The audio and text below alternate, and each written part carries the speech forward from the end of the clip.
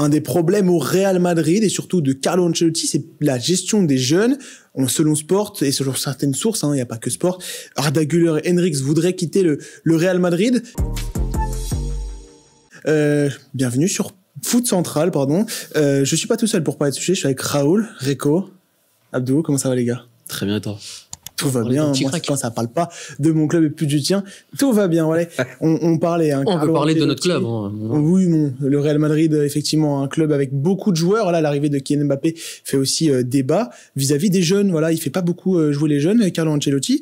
Et Güler voudrait partir. Pourtant, lui qui avait fait un bon Euro, il s'est bien montré durant justement cette compétition. Toi, Abdou, supporter du Real Madrid, t'en penses quoi? Est-ce que faudrait le laisser partir, Güler, plus en prêt, plus en transfert? Moi, je serais d'avis de le conserver, simplement parce que le calendrier est encore très très dense, parce que il y a un facteur Coupe du Monde des clubs en été qui va quand même pas mal rebattre les cartes et qui, il faut le dire, va avoir un impact concret sur tous les clubs qui vont la jouer, parce que du coup, tu auras entre l'intersaison et le début de la saison 2025-2026, tu auras quoi, 2 semaines, même pas en vrai. Donc tu auras besoin de tout le monde, tu auras besoin de concerner tout le monde. Peut-être que à l'instant où on parle, il joue un peu moins, mais à l'arrivée, quand tu auras besoin de faire tourner, tu auras besoin de faire souffler un tel, un autre, parce qu'il a pas fini sa reprise physique, bah tu auras besoin de tout le monde, et à ce moment-là, Arda Güler, il pourra gratter ses minutes de jeu. Pourtant, il ne joue pas en ce moment même, c'est-à-dire que entre guillemets, on le voit très peu cette saison. C'est quand même 27 matchs, toutes compétitions confondues pour 967 minutes. Est-ce qu'il a encore la confiance du coach? Ouais, il a la confiance du coach. Après, on connaît Carlo Ancelotti. C'est un coach qui est très basé sur les statuts. Et quand tu sais que à ton poste, c'est Jude Bellingham qui joue, c'est un peu compliqué. Il y a eu plusieurs changements tactiques aussi. On a essayé le 4-3-3. À un moment donné, il jouait relayeur droit. Mais du coup, avec les éléments de devant que t'as, t'es obligé d'être en 4-2-3-1. Voilà. Cette attaque-là, elle fait rêver. Cette attaque-là prend de plus en plus ses repères. Je sais pas quel est le ressenti des supporters externes, donc ceux qui ne supportent pas le Real Madrid vis-à-vis de la situation de Güler.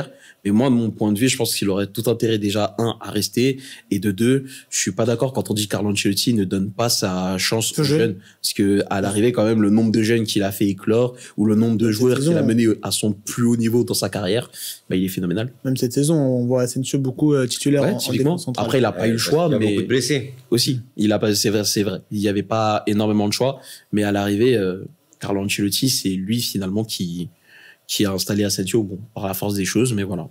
Tu sais que tu voulais avoir l'avis de d'autres supporters, justement. Recoba, toi, t'en penses quoi justement de la situation de Arda Güler au Real Madrid?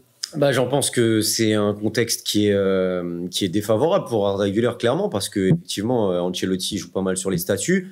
Après, au-delà de ça, tu as quand même des joueurs performants dans tous les cas, que ce soit individuellement ou maintenant collectivement, où le Real se trouve mieux, comme il le dit, offensivement avec ces 4-là.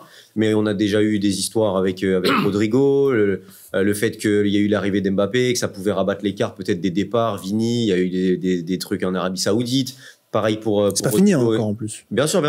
Et du coup, ben forcément, quand t'es un Arda Güler, que t'es jeune, que tu passes derrière, et pareil pour Hendrick, bah c'est compliqué d'avoir du temps de jeu. Surtout qu'il y en a un qu'on n'a pas cité encore, mais c'est Brahim Diaz qui lui aussi vient en sortie de banc et compléter tout ça. Donc c'est compliqué d'un point de vue du Real Madrid. C'est sûr que je suis d'accord avec Abdou. T'as un crack, qui veut dire on doute absolument pas du potentiel d'Arda Güler et de ce qu'il va faire dans les futures années. Et même actuellement, dès qu'il joue avec le Real ou avec sa sélection, il est très bon dans le contenu, même statistiquement parlant. C'est un joueur qui est déjà très jeune, mais quand même déjà accompli. Et du coup, après, c'est point de vue du joueur. Évidemment, point de vue du Real, ils n'ont aucun intérêt à le laisser partir. Point de vue du joueur, bah, la situation est telle qu'un jeune joueur a besoin de jouer, a besoin de s'exprimer, surtout que c'est un joueur qui montre quand même des choses très intéressantes, qui était très courtisé, et qui, s'il est disponible sur le marché cet été, sera très courtisé. Donc forcément, lui, il voit ses intérêts avant tout. Et je pense que cet été, bien sûr qu'avec avec son agent, je pense qu'il va sonder pour voir s'il peut aller ailleurs.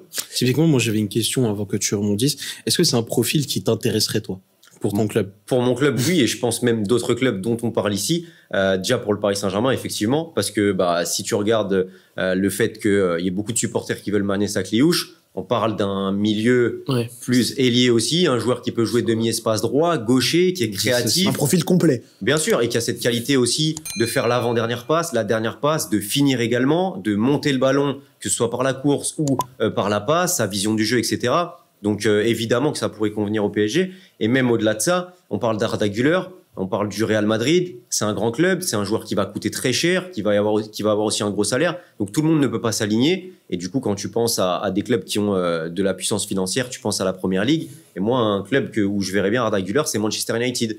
Parce que je pense tout simplement qu'à Manchester United... Tu vas pouvoir donner ton avis. À Manchester United, pour moi, il faut des joueurs qui ont du caractère, qui sont insouciants et imperméables à la pression. Et on l'a vu, Arda Güler, avec toute la pression populaire de son peuple turc, il a fait un Euro extraordinaire, malgré son jeune âge et avec toute la pression. Et je pense qu'à United, dans ce contexte-là, lui aura aucun souci à assumer ses responsabilités, à jouer comme il a toujours joué, depuis qu'il est jeune, hein, certes, mais depuis qu'il a toujours joué. Et comme il pourrait jouer d'ailleurs même avec le Real Madrid, sans pression, jouer son football. Et je pense que Manchester aurait tout intérêt à construire son projet avec des joueurs comme ça. Et dans le système d'Amorim, avec deux joueurs recentrés derrière l'attaquant, je pense qu'Arda Güler pourrait être très bien avec un Kenda, par exemple, qui prend toute l'aile droite. Raoul, tu veux lui répondre? Bah, Manchester, en fait, sur la question de la pression, en fait, je pense que ce serait trop, parce que du coup, beaucoup du jeu va passer par lui. Parce que tu vois, t'as pas de constructeur au milieu de terrain. Et d'ailleurs, c'est un peu la critique que j'ai justement au Real Madrid. Pourquoi il n'a pas sa place? Parce que, alors que pour moi, il serait un peu cohérent dans ce poste de troisième milieu à droite. Et dans un 4-3-3, justement, avec Bellingham qui serait assez libre. Tchouaméni, derrière, tu vois, dans la construction du jeu pour réguler le jeu, c'est pas assez fort vraiment pour repartir de derrière. On sait qu'Asensio vraiment peut jouer long. Pas, mais je pense pas que ce soit Tchouaméni le problème. Bah, le truc, c'est que c'est pour ça que Ceballos, pour moi, a pris sa place parce qu'il sait vraiment réguler ce jeu. Voilà, moi, je contrôle, à toi, à moi, je distribue, etc. Et de donner moins de responsabilité, justement, à Tchouaméni. Là où Güler a besoin vraiment de plus de liberté plus haut pour apporter dans le dernier tiers. Maintenant, pareil, United, tu vois, par exemple, un Eriksen aurait pu faire du bien plus bas, mais sauf que tu vois, bah, il est plus là physiquement. Donc, qui est là pour construire le jeu? Pour moi, c'est ça le problème principal à United. Ouais, mais tu regardes dans le système Amorim au Sporting, t'as un double pivot qui défend beaucoup, qui fait tous les efforts, et t'as trois devant qui sont un peu plus libres, et notamment les deux derrière. Mais t'as besoin de bien ressortir après, les ballons. Le débat n'est pas sur United. Je suis pas sûr que là, le problème, il est du double pivot. Alors, le problème, c'est pas Arda Güler. Bah, justement, mais sauf que pour que Arda Güler soit vraiment dans les meilleures dispositions, faut que le ballon il ressorte et que lui il a de l'espace. Mais sauf que si le ballon il ressort pas plus bas, plus haut, c'est compliqué, tu vois. Les gars. C'est ça, mais c'est pour ça que ça met trop de responsabilités plus haut sur un joueur qui a déjà beaucoup de pression à un jeune âge. C'est ça que je suis en train de dire, tu vois. Okay. La priorité elle est haute part pour moi pour United. Maintenant, pour revenir vraiment à Güler, est-ce que en fait moi la seule interrogation que j'ai, c'est est-ce qu'Ancelotti est vraiment en totale capacité de développer pleinement un joueur comme Güler, même comme Hendrick. Parce que Güler, pour moi, il a vraiment besoin de confiance, de continuité. Il va pas réussir tous ses matchs, il va pas offrir toute la personnalité qu'il peut et qu'il nous a montré du coup justement pendant cet Euro. Donc pour moi, c'est pas quelque chose qui est possible au Real Madrid aujourd'hui. Pas pour l'instant, parce que justement, c'est un Bellingham qui va plus aller dans ces dispositions-là de vraiment d'ascenseur. Hein? En fait, au poste où il est censé évoluer, ou dans les zones où il est censé évoluer, il aura soit Rodrigo comme concurrence, si tu le fais jouer à droite, il aura soit Bellingham. Si tu passes à 3 au milieu de terrain, donc que Bellingham joue, bah c'est sur le papier, ce serait Bellingham le relayeur droit. Parce mais tu vois pas un Güler, Bellingham, Tchouaméni plus bas? Ça va être compliqué parce qu'il faut pas oublier aussi la présence de Fede Valverde, même s'il a cette jusqu'à la fin de saison. Pour l'instant, malheureusement, il a. Pour l'instant, oui, mais quand tu auras récupéré Carvajal, potentiellement si Trent arrive, bah du coup Valverde va revenir au milieu de terrain et il est un indiscutable. Et pour ces 6 mois? Non, pour ces 6 mois, je pense qu'il va rester sur le 4-2-3-1 parce que t'as la nécessité en fait, c'est la volonté du club d'aligner les 4 de devant. T'as Tchouaméni au milieu de terrain qui, par la force des choses et par la force du système, qui est aujourd'hui indiscutable parce que c'est le joueur le plus typé double pivot. Et t'as Ceballos qui lui a su tirer son épingle du jeu. Bah oui. Mais par rapport à ce que je disais, finalement c'est lui en fait il a été l'alpha et l'oméga du milieu de terrain parce que t'attendais Kamavinga, mais là du coup c'est un autre débat à la base. Mais c'est ce que je disais. Mais pourquoi? Parce qu'il justement il a vraiment su créer le jeu vraiment très bas et de vraiment déresponsabiliser un Asensio, même un Rudiger parfois qui lui était beaucoup plus dans la course. Ouais, mais il y a eu un contexte de blessure et suspension. Oui, aussi. c'est ça. Il a pris, en fait, c'est pas tombé comme ça. Ceballos a vraiment gagné sa place. Et voilà. C'est pour revenir sur Güler. Pour revenir sur c'est ça. Au niveau de Güler, je sais pas si vous êtes d'accord avec moi, au niveau de la situation, il me fait plus penser à, il y a quelques années, la situation de Odegaard au Real Madrid. Un jeune joueur qui vient d'arriver, qui est un peu insouciant et qui, au final, va passer sa carrière un peu au Real Madrid au niveau des prêts. Il avait joué aux Pays-Bas notamment. Aujourd'hui, est-ce que Güler, on le sait, il est énervé par son temps de jeu. Maintenant, on le voit aussi. Est-ce que ce serait plus un départ en prêt qui serait mieux pour lui dans un plus petit club où il pourrait plus se montrer? Pour le Real Madrid, l'idéal, ce serait un prêt long, donc de 2 voire 3 saisons. Ou donc un achat. Comme a pu faire, par exemple, Chelsea à un moment donné avec Thibaut Courtois, à l'Atlético de Madrid, ou avec un Brahim Diaz, c'est-à-dire, ou sinon, tu le vends, mais t'as une clause de rachat, voilà, à 30 millions, tu vois. Comme avec Carvajal, par exemple. Ça a été fait, non, Carvajal, c'était un prêt. Mais la clause de rachat, ça a été fait avec Brahim Diaz, en l'occurrence. Ouais. Pour moi, en fait, je pense que Arda Güler devrait rester au Real Madrid parce que, mine de rien, même si tu le vois pas sur le terrain, mais t'apprends énormément quand t'as autant de gros joueurs autour de toi, à l'entraînement, entre autres, même si t'as besoin de temps de jeu sur le terrain, effectivement, parce que tu progresses aussi sur le terrain. Je suis pas sûr de ça. Mais, si, quand même. Mais parce qu'en fait, le cadre collectif, il est pas assez important pour que tu dises, OK, moi, je dois faire ça, je dois apprendre ça, et je dois me développer dans ça. C'est ça, pour moi, la limite. La question, c'est, est-ce qu'il a assez de temps de jeu? Non, mais le temps de jeu, en fait, tu parlais du temps de jeu à un moment. Tu vois, s'il joue des miettes avec les remplaçants et à chaque fois, il va pas apprendre grand chose, en fait, justement. C'est là où c'est ce qu'on prévoyait pour Brahim Diaz. Et finalement, il a su tirer son épingle du jeu. Il est toujours pas titulaire encore, Brahim Diaz, tu vois. Mais il n'y a pas qu'une question de titulaire remplaçant. Au bout d'un moment aussi, il faut savoir aussi quel est le moment le plus pertinent pour utiliser un joueur. Est-ce que c'est mieux d'avoir un Brahim Diaz titulaire ou un Brahim Diaz en sortie de banc? Et on l'a vu à plusieurs reprises que c'est mieux d'avoir un Brahim Diaz en sortie de banc. Parce que souvent, en titulaire, il a pas forcément tiré son épingle du jeu. Il a pas forcément saisi son opportunité, tu vois. Comme à un moment donné aussi, Henrik, c'était le cas. Il marquait beaucoup en rentrant. Oui, c'est ça. Là, typiquement, on pourra le revoir en Coupe du Roi contre la Real Sociedad, par exemple. Mais mais malheureusement, il y a des joueurs comme Arda qui peuvent pas se contenter de la Coupe du Roi de temps en temps et des super subs. Et Brahim, il rentre avant lui, c'est compliqué pour Arda. Et un joueur comme ça, il est courtisé par tout le monde, il a envie de jouer, il a envie de s'émanciper. Après, tu joues au Real Madrid. Il a envie de gagner. Ouais, tu joues au Real Madrid, mais là, tu joues pas. Tu vois, tu fais partie du Real Madrid, mais malheureusement, on compte que très peu sur toi, donc ça se comprend. Et malheureusement, le contexte, il est beaucoup trop défavorable parce qu'au milieu de terrain, tu vois, t'as même un Ceballos maintenant qui joue. Derrière, t'as des blessés, donc Raúl Asensio peut jouer. Et lui, malheureusement, devant, il a les 4 fantastiques, entre guillemets. Il a Brahim aussi qui joue. Donc c'est trop compliqué pour lui. Donc, par contre, je pense que là où je suis d'accord, c'est que, lui, s'il a la volonté de rester au Real, ce qui peut totalement se comprendre, il doit aller chercher du temps de jeu. Donc pourquoi pas un prêt. Donc pour toi, il doit partir. Oui, pour moi, il doit partir. Et si le Real veut le conserver et que lui veut rester, alors tu pars sur un prêt d'1 an ou 2 et ça convient pour tout le monde. Parce que on parle d'Odegaard, mais il y a aussi d'autres joueurs qui sont partis et où le Real peut s'en mordre les doigts. C'est Hakimi, c'est Théo Hernandez, même s'ils ont des joueurs aujourd'hui qui font l'affaire. Tu te dis, là, j'ai quand même une pépite. C'est quand même mieux de le prêter 1 an ou 2 plutôt que de le laisser partir, de le vendre et derrière de le regretter. Donc, je pense qu'ils doivent apprendre de ces situations-là. Prêter Güler, qui puisse jouer, qui puisse s'émanciper et revenir ensuite quand, dans 1 an ou 2, il y aura une place devant parce que Brahim est parti ou parce que Vini est parti.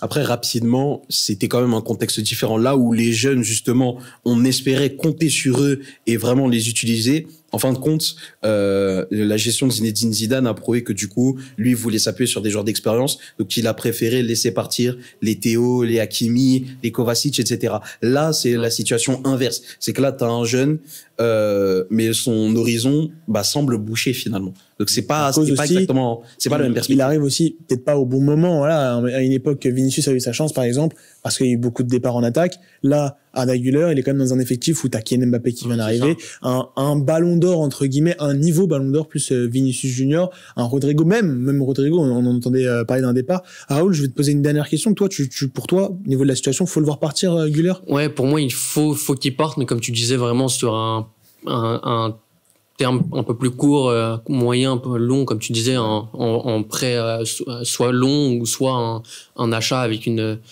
clause de retour, ouais. Mais en termes de projet, pour moi, il faut vraiment penser à l'entraîneur. Qui est l'entraîneur qui va te voir développer pour que tu aies un rôle important dans un club et que tu puisses vraiment apprendre avec des joueurs aussi grands. Après, est-ce que Ancelotti va rester l'année prochaine? C'est aussi des questions qu'on peut voir cet été. C'est la question, mais parce que pour moi, j'aurais bien aimé le voir sous un coach, c'est Xabi Alonso. J'adorais le voir Güler sous Xabi Alonso. Maintenant, à l'instant T, je préférais le voir sous un autre coach. Tu penses à qui? Moi, j'aimerais bien quitte à ce qu'il parte du Real Madrid. Ah, non, mais parce que Xabi Alonso pourrait potentiellement le voir. Mais c'est ça. Oui, mais tu sais pas quand est-ce qu'il va arriver, ni s'il va vraiment arriver. On sait jamais. Il peut y avoir des aléas à droite, à gauche. Mais quitte à ce qu'il parte, moi, j'aimerais même bien le voir à Newcastle. Pour moi, ce serait le meilleur contexte possible parce que tu as des joueurs de qualité autour de toi, parce que tu as un coach qui développe très, très bien les jeunes, parce que tu as un coach qui a des idées finalement très modernes. Mais est-ce que tu le vois en 8 hauts dans ce milieu-là? Ouais, en 8 hauts, voire même passage en double pivot et tu gardes Tonali, Joe Wellington derrière et tu le mets en 10 derrière, tu vois. Sachant qu'en plus, potentiellement, il y a beaucoup de rumeurs qui insistent sur un départ d'Alexander Isak. Donc, tu auras de l'argent, tu voudras chercher un neuf, tu voudras potentiellement reconstruire tout ton milieu de terrain aussi pour avoir une osmose et une ossature complète. Donc Arda Güler, ça pourrait être intéressant. Pour moi, ça peut être en vrai, je te suis. Ou un transfert avec une clause de rachat, ça peut être intéressant. Moi, je te suis. En vrai, je te suis. Sur les deux côtés. Pour les deux côtés, ouais. Pour les trois côtés, ouais. Mais Arda a tout intérêt à partir. Je veux dire, il va être courtisé par tout le monde cet été. C'est un crack absolu. Il a tellement de qualité. Il l'a prouvé sur le plan international, national. Bien sûr qu'il va vouloir partir. Il va avoir des offres. Son agent va pousser aussi. Et lui, il a envie de jouer. Et c'est pas les clubs qui vont manquer. Que ce soit la Première Ligue et des bons clubs. Là, on parle de Newcastle, mais je pense qu'il peut y avoir encore même de meilleurs clubs. Donc, Manchester United, bon, même si au niveau du classement en ce moment c'est pas la folie, mais et puis en plus de ça, il y a plein de contextes dans lesquels il peut s'épanouir parce qu'il y a plein de coachs qui donnent leur chance aux jeunes aujourd'hui. Donc c'est un profil en fait, très intéressant. C'est pour ça que je répète, c'est vraiment selon le coach et la philosophie du club plus que vraiment le club en lui-même, tu vois. Moi, j'ai souvent cité Dortmund comme un bon exemple pour des attaquants. D'ailleurs, les gars ils sont souvent foutus de moi parce que je dis ça à chaque fois. Mais là, Dortmund, tu vois, c'est pas le meilleur parce que t'as d'autres priorités à d'autres postes. Et d'ailleurs, ils enchaînent les attaquants. Maintenant, et je finis sur ça, t'as parlé d'Odegaard. Pour moi, l'exemple parfait, c'est Odegaard. Il doit vraiment aller dans un club comme la Sociedad qui est assez stable, avoir un rôle défini, et vraiment, il va se développer et arriver ensuite dans un autre club où là, il va prendre une importance, comme ça arrivé à Arsenal, tout simplement. En bref, il va quand même devoir prendre son mal en patience au Real Madrid, Arda Güler. Merci d'avoir regardé cette vidéo. Merci les gars de m'avoir accompagné. N'hésitez pas à liker, à vous abonner, à repartager la vidéo. C'était Foot Central. À la prochaine.